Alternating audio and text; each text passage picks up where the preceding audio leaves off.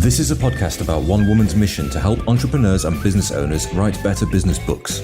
Each week, we tackle your writing excuses, because there are excuses too, and help you beat the blank page of doom so that you can write the book that'll grow your life and your business. Now here's your host, Vicky Fraser. Hello and welcome to the 1000 Authors Show. I'm Vicky Fraser and this is my husband Joe. Hello. Hello. And in a really stilted way, like this didn't just happen a moment ago. Did you know that about a week or so ago I said welcome to the Business for Superheroes show without realising? Did you not notice it? I didn't notice. Did anybody else? I don't think so. It's quite depressing. Nobody's actually listening, are they? I don't think that's true. It's 300 episodes in and nobody's listening. 235 episodes. 235 episodes in and nobody's listening. Nowhere near 300 episodes yet. Maybe we'll never get there. Well, maybe. If nobody's listening, maybe. Well, I am drinking water. Joe's not drinking anything because he refused to drink. And this week we're talking about why the advice to just be your authentic self is astonishingly crap. Be your authentic self. Also the word authentic. Blech. So, right, anyway. Joe, what are you reading at the moment? Oh God, I'm reading The Bus Driver Who Wanted to Be God and Other Stories, which is a book of short stories by... Oh, Edgar... Oh, damn it. Hang on 1 second, because we need to say who's... Yeah. We need to say who's... Oh my God, why is it not opening the thing? Oh, quick, Vicky, quick. Joe, you talk. I can't fill. You can fill. Just, oh my fucking God. What? Oh, Jesus. Come on, honestly, it's like watching my mother use the internet. It's a very good book. It's full of very short stories, and it's interesting. The short story kind of.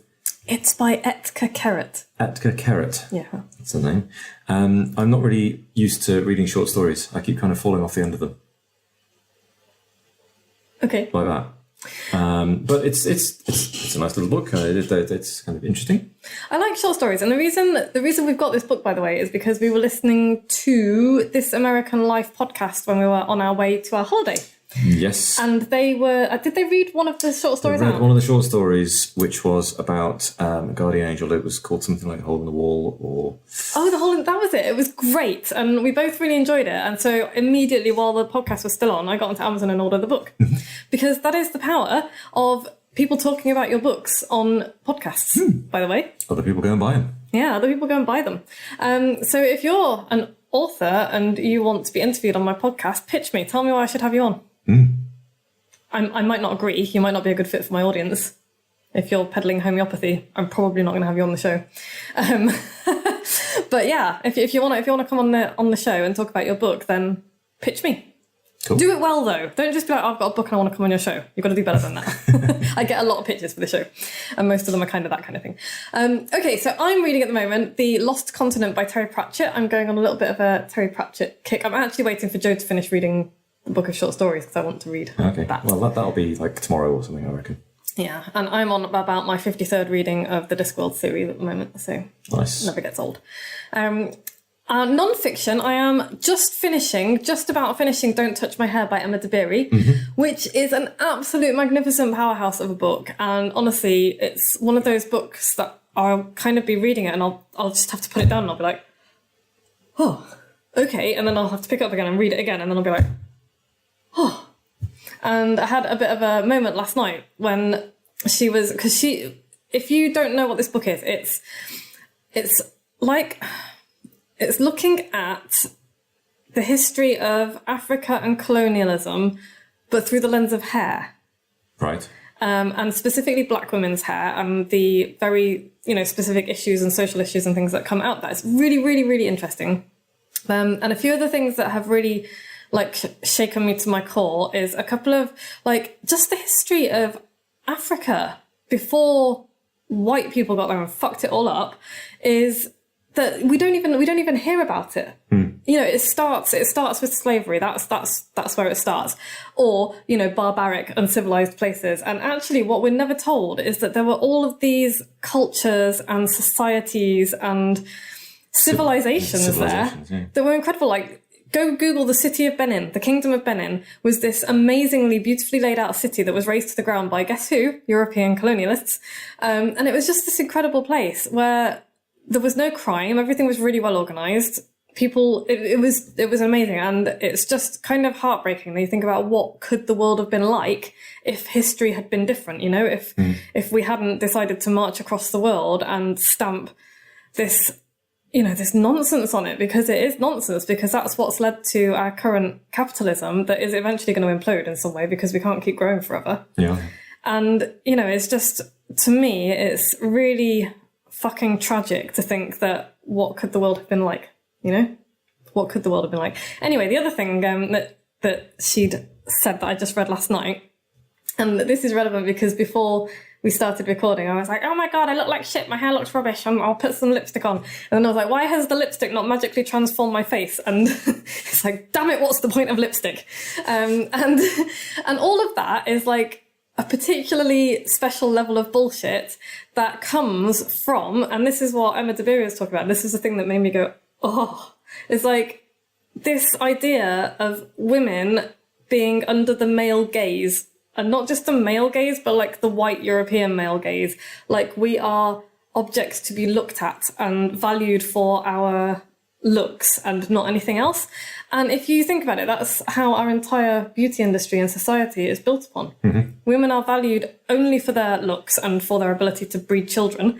And no matter how much we might want to say, oh, it's not like that anymore, the underpinnings of that are still underneath everything that we do. Mm.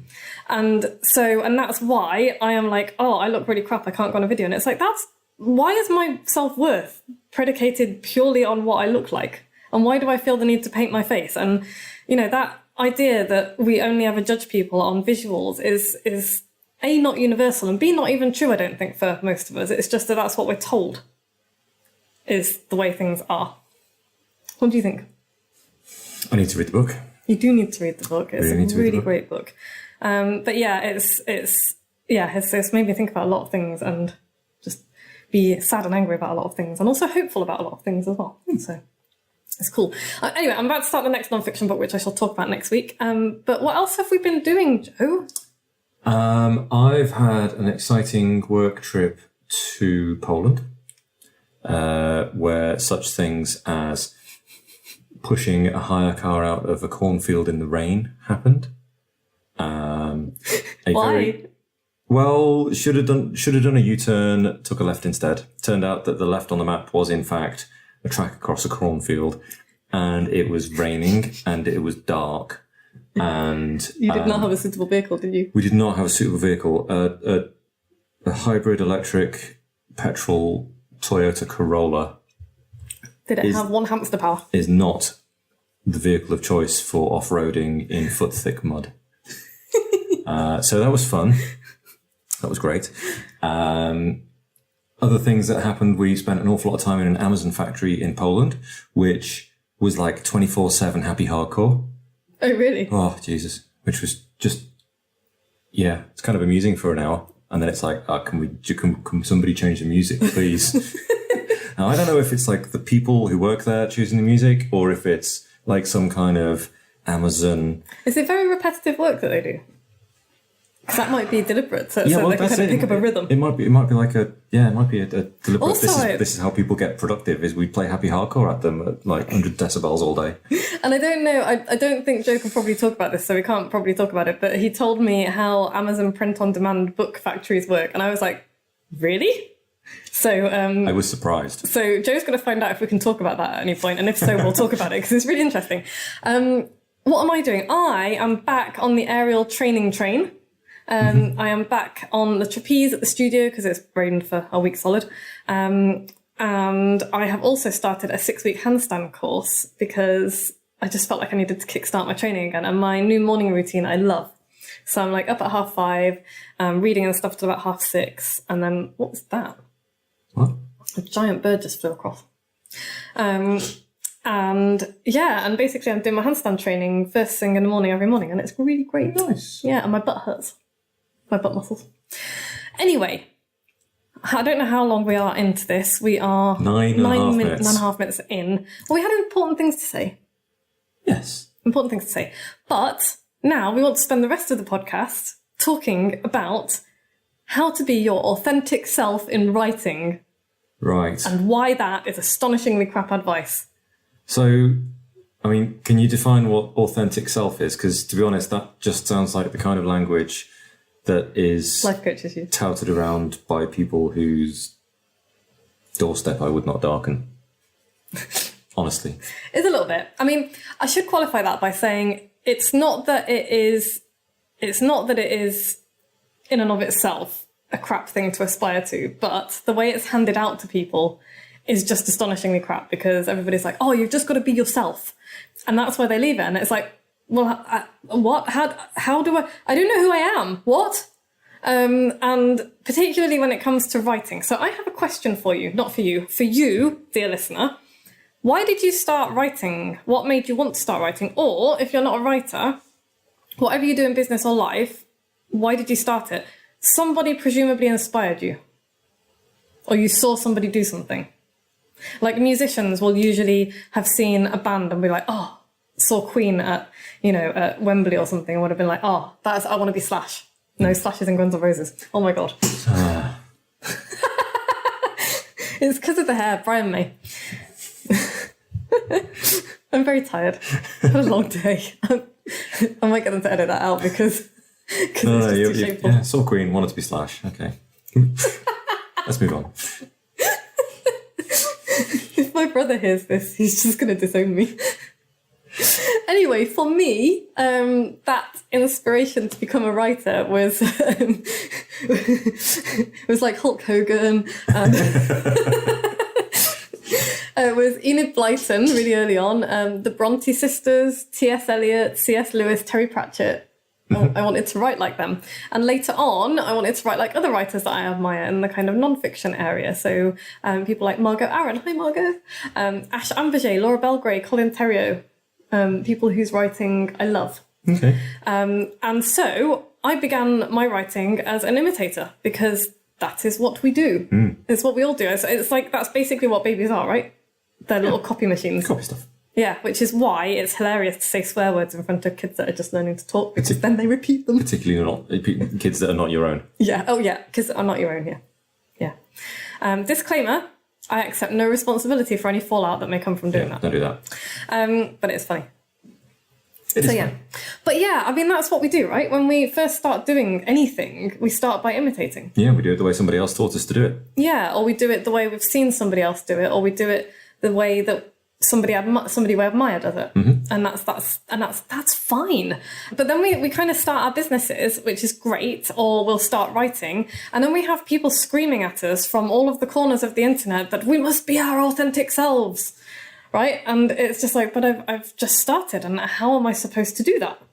You know, how am I supposed to do that? If we don't know who we are as writers, and we don't know what good writing is and how to write well, how do we become our authentic selves?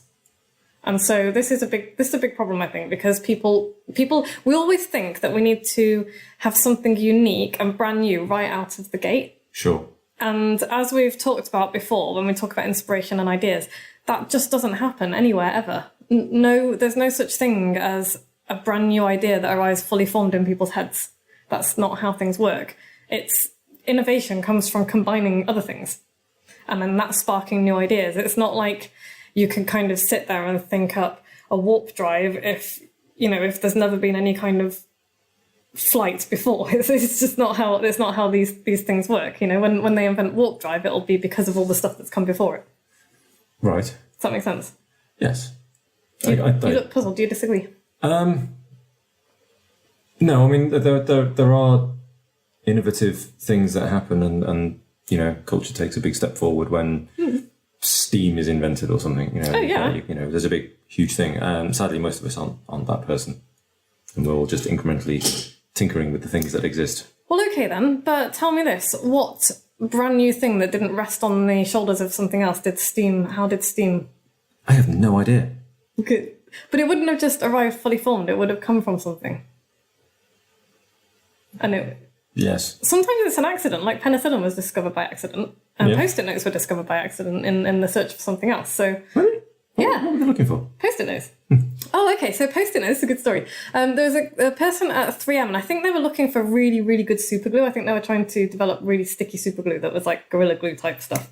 And this guy had kind of... Other super glues are available. The super glues are available, yeah. And the inventor of post-it notes had been looking at this particular formula, and he just left it lying around, and then it stuck itself to... I think I'm getting the story right. It stuck itself to a piece of paperwork that he was looking at, and he kind of peeled it off, and then he was like, oh, it hasn't left a sticky residue. Oh, that's interesting. And it kept being sticky. And so that was how I was like, this could be a really useful thing. Could be a thing. And so that accidental discovery has probably made 3M more money than any of its other products. Maybe. 3M's made a bunch of money. Well, yeah, but I bet that was one of its big ones. Everybody loves a post-it note. Yeah, that's true. So yes, anyway, we went off on a slight tangent there. Tangent. But my point is that there is nothing new under the sun, and we create new things by putting together old things in different ways. Yes. Combining and recombining and then coming up with something new. And so, I would like to impart my advice today, which, as always, is not the only way to do things. But this is what I'm going to suggest that you do to figure out what your authentic voice is and how to be your authentic self. I know. I don't like it. I don't like it I either. don't like it. I don't like it either. Can you stop saying authentic? Yes, but not yet. Okay. We're gonna find out what our writing voices are, and we do that by reading and imitating. But we do that by reading and imitating lots and lots, not just one person. Right. Because otherwise we will end up sounding like that one person, and that is a problem. So we're gonna look at everybody that we admire all at once, and then try and write like them all at once. Okay, that's going to be... But that's not messy. what we're going to do. That's not what we're going to do. But you need to read them all and write a lot, and that's how your own voice will emerge, and that's how we start. But we need to practice. This is a deliberate practice. You can deliberately practice this. Really great writers don't just like muddle through and then are like, oh, I'm suddenly a really good writer and I haven't really done any work. They've put in the deliberate work to do so. And so here is what I do. And it's kind of a 3-stage thing. Read really great stuff. Thing the first, read really, really great stuff. So books, essays, articles, make notes on them, memorize them, not an entire book, like pick a passage or a chapter. Make notes on them and memorize them. Memorize the ideas and the arguments that are in there and kind of the structure and form of it. And then put them away and try and rewrite them in your own words. I don't want you to try and remember word for word what the other person wrote and then copy it down, but in your own words with your opinions. And that's really, really important. It's a really good way because then you can go back to it and look at the thing that you've just read, like the essay that you've just read, say like an article from the New Yorker or something, because that's a good source of really good writing, and then compare it to yours and kind of go back and be like, okay, so this is the idea that the writer was trying to get across, and this is the way I've put it across. Do I like the way I've put it across? I think that's a much better way, the way that they've done it. Why is it better? It's like, what have they said? What have they done? What techniques have they used? And then apply that to your own writing. You don't have to copy it directly, but you can just look at what they've done and figure out, go in and figure out how they've constructed the sentence and how they've constructed their arguments. Shorter would be my first guess. Using fewer words. That's often, but not always. I mean, yeah, usually we tend to waffle. I never waffle. No? Not even? No, of course you don't. I'm pretty good at not waffling and writing. I waffle on podcasts a little bit, videos. So yeah, that's the thing the first. Do a lot of reading, make notes on stuff, memorize it, and then try and write it in your own words. And then compare it. What do you like about what you've written? What do you like about what the other person's written? And then try and figure out why. Thing the second, regularly write down things that you like and dislike about books, articles, and essays you read. Okay. So if you're reading, I do this whenever I read books. I've got a section in my journal, my bullet journal of the book that I'm reading, and I will note down ideas from it, but I will also note down turns of phrase that I love. So if somebody says something in such a way that I'm like, oh, that's beautiful, I will write it down, I'll copy it down, and I'll explain why I like it as well. So do that every time you read something and you're like, oh, that's brilliant. If you can't write it down, take a picture of it and then think about it later. But think about what you like and what you dislike as well is also important, because that will help to inform your own style. Thing the third is pick a couple of writers that you admire, that kind of write regularly now, and start a list for each of them. So every time they write something you love, every time they write something that you love, like maybe it's a line or an argument or a joke or a thought, just something that makes you go, oh, I wish I'd written that. try expressing that in your own words and from your own experience. So putting your own spin on it. So that's like a shorter version of point number 1, I guess. Okay. Does that make sense? Yes. And you do this with authors, writers that you like, people who are saying good things. Yeah, just great writing. Gradually, you will become a better writer. Yeah, and also, but the thing is, you will become a better writer, absolutely, because the more you write, the better you will become, as long as you are doing this deliberate practice and taking on board things that make writing great. Because if we just like, if somebody is a terrible writer and they just keep writing and writing and they're never reading and they're never studying and they're never practicing, then they're going to become better at being a mediocre writer. Yeah, practice does not make perfect. Practice does not make practice perfect. makes permanent. Yeah, it does. So you need to make sure that you're practicing the right stuff.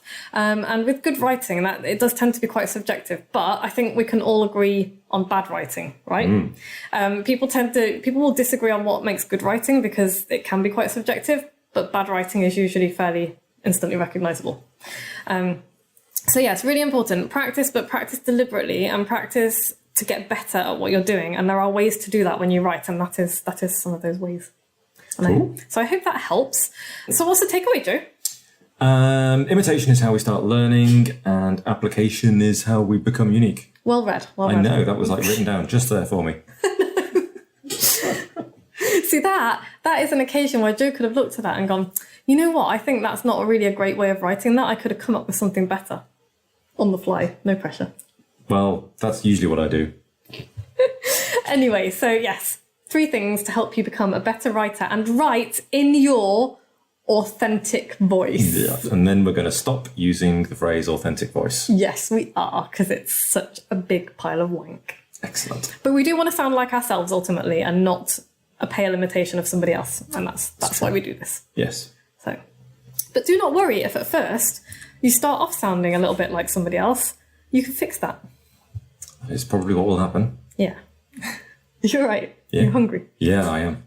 Okay, so we've got a review to read out. Joe, do you want to read it? The best, 5 stars. Love listening to Vicky's podcast. No nonsense and straight to the point business talk. Keep up the great work.